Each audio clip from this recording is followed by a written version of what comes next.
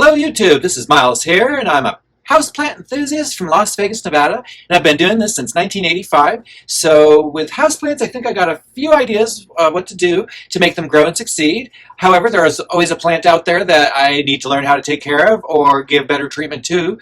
So it's an ever-learning process, and that's kind of the fun part of collecting houseplants, is learning how to take care of different types of plants in your collection in order to give them the best care.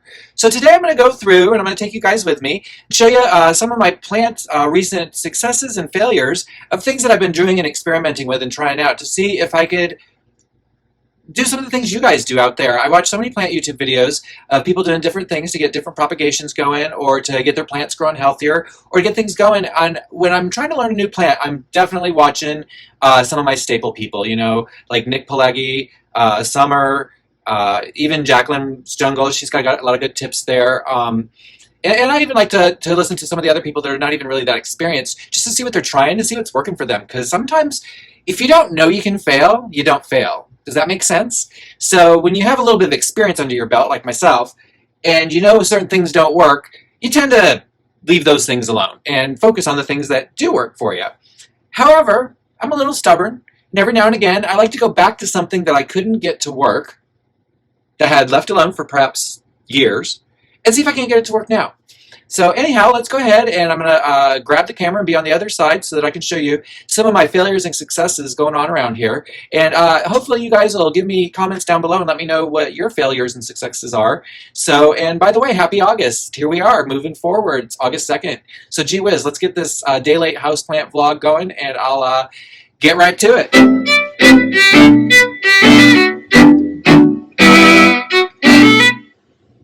Alright gang, here's one of my plants. It's not really a failure, it just doesn't feel like it's the success it should be. And this is my Hoya Carnosa Hindi rope. And as you can see, it looks quite healthy, it feels healthy. It doesn't, I don't know, that maybe doesn't look so good. Let me get that on camera so I can maybe look at that. That looks like a problem. I haven't seen a problem before, that's new. Anyhow, this is about all the growth I've gotten out of this thing in 2 years. And I'm going to go ahead, I think on the computer I have a photo. I'll go ahead and put up along the side here and see over here. Yeah, stick to photo right there. Right there, that's that finger. Anyhow, you can see that it really hasn't grown a lot in the 2 years that I've had it. So I want to just ask you guys, what are your tips on this? I've given it extremely bright light, and it kind of didn't like that. It started getting a lot of brown leaves at the bottom. And when I water this, I do soak it for a good 30 minutes. I've been feeding it quite regularly to really, you know, help it grow. And I'm just looking at it, and I don't see any pests, really, except for this kind of looks weird here, whatever's going on there. And I'll get out the microscope and check out that leaf. As you can see, the leaves are all really strong. Everything holds on really nicely. It looks like a maybe a new little growth there. I don't know. It just doesn't seem to be taken off like I would think, and I know they're slow growers. Even the Hindi rope, the variegated piece that I have, has grown more than this in the last year that I've only had that. Even though it got root rot and had to go into a propagation box, it's still grown. So explain to me this. Should I maybe take it out and check for root mealybugs? Because that's about the only thing I can think of left. Please leave me your comments down below. And I'm going to go ahead and pull out that variegated Hindi rope to show you, because that's kind of a success. So let's go to that. All right, and in this little propagation box here, I have a few things going on, and it's always good to check. Now, I'm not sure if that's a Monstera celtibacana. I think that might be. But that could also be a Cebu blue, because I had some nodes of that got thrown in here also.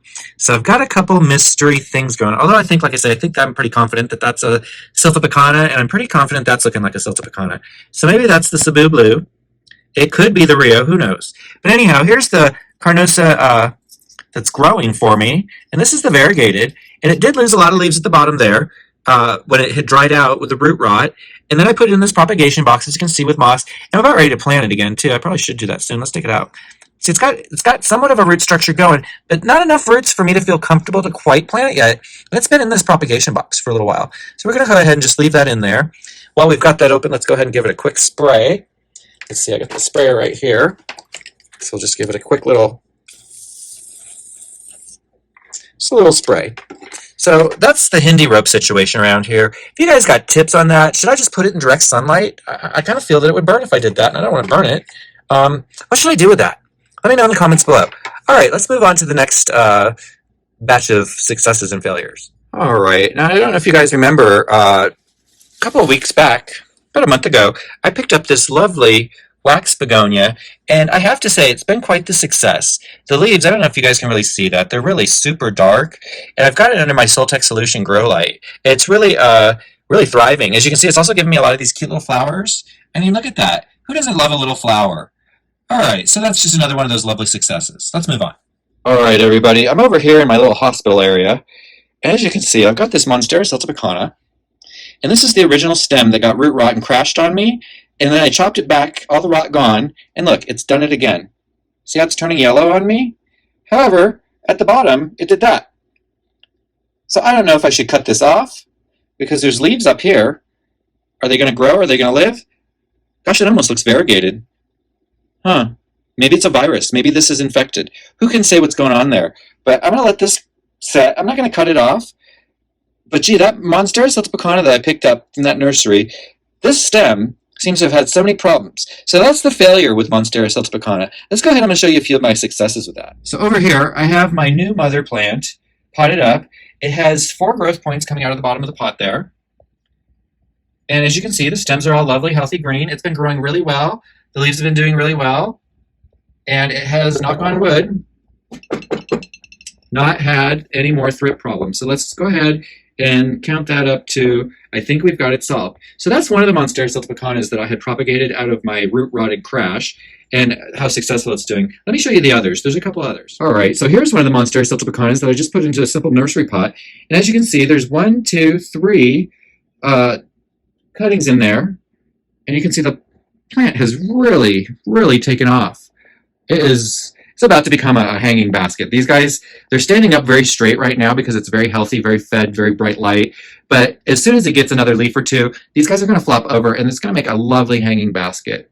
So the Monstera celtibacana was not lost at all. It's just that one stem acting weird. So there's success number 2 of Monstera celtibacana. Let me show you. I have another one. All right, everybody. This is my third Monstera celtibacana, and this one is a little node that I had rooted up a long time ago before the mother plant actually crashed. This was my backup Monstera celtibacana, and as you can see, living in my bathroom under these little grow lights, I keep grow lights in my lights there for all the plants, and it sits right here on the shelf, and it has just been growing so compactly.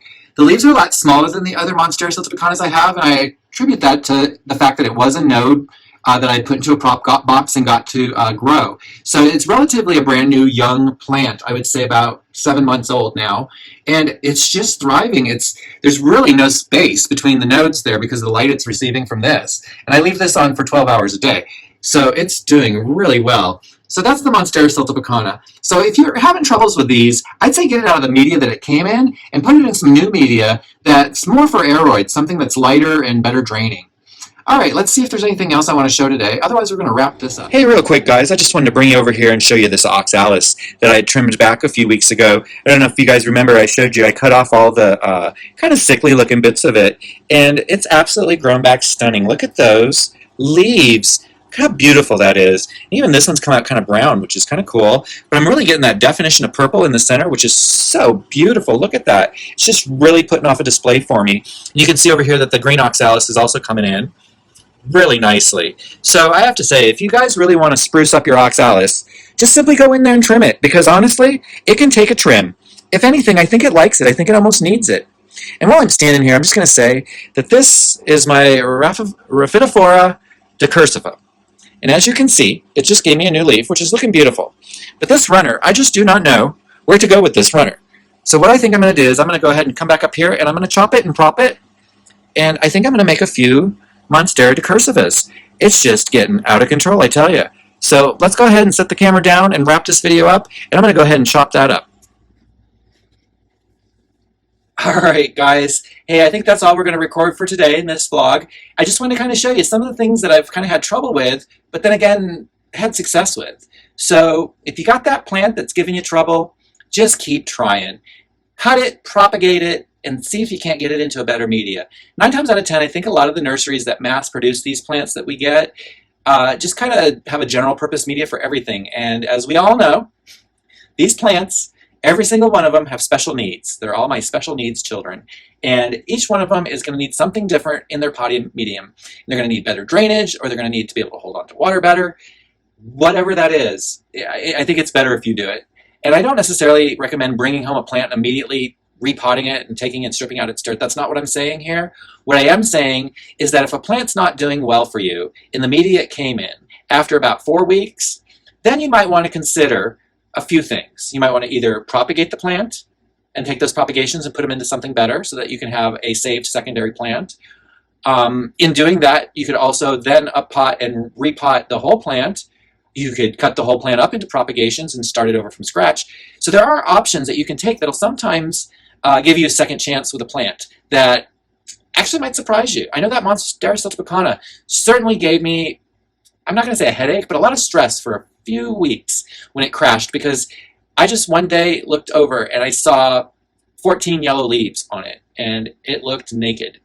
However, I just calmly took it apart, chopped it up, found out what the problem was, propagated it, and you can see I've got 1, 2, 3, and maybe a 4th Monstera celtibacana, which is actually overall growth points well more than I ever had when I first purchased it. I paid $30 for a 1 growth point cutting. So just keep that in mind when you have plants that aren't doing well. All right, guys, I'm going to wrap it up here. Say thanks much. Go ahead and like this video if you like it.